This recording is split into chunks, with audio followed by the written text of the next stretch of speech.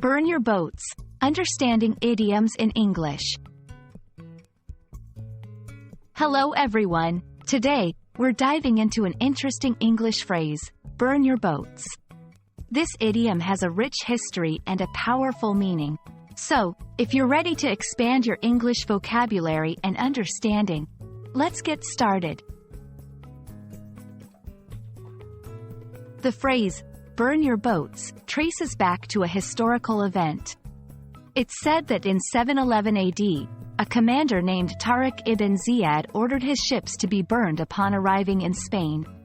This drastic action signified a point of no return. By burning their only means of retreat, his soldiers were highly motivated to succeed in their mission. This historical event has given rise to the saying, symbolizing a situation where one commits oneself to a task or journey without a possibility of turning back. In modern English, burn your boats is used metaphorically. It means to eliminate all possibilities of retreat or withdrawal, thereby committing fully to a particular course of action.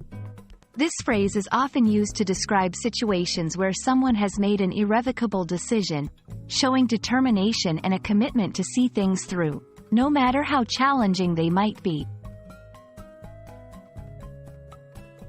Let's look at some examples to understand how this idiom is used in everyday language.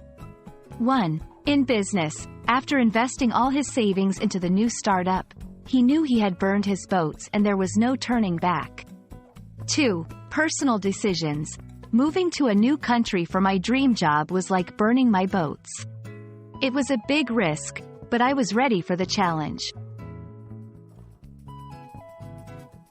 While the phrase is commonly used in English, similar expressions exist in other cultures and languages, often carrying the same meaning of irreversible commitment.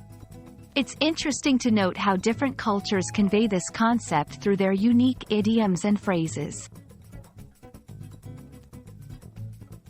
I hope this video has given you a deeper understanding of the phrase, burn your boats.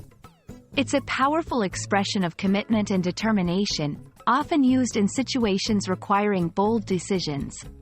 Remember, learning idioms is a great way to enrich your English vocabulary and understand the cultural nuances of the language. See you in the next video.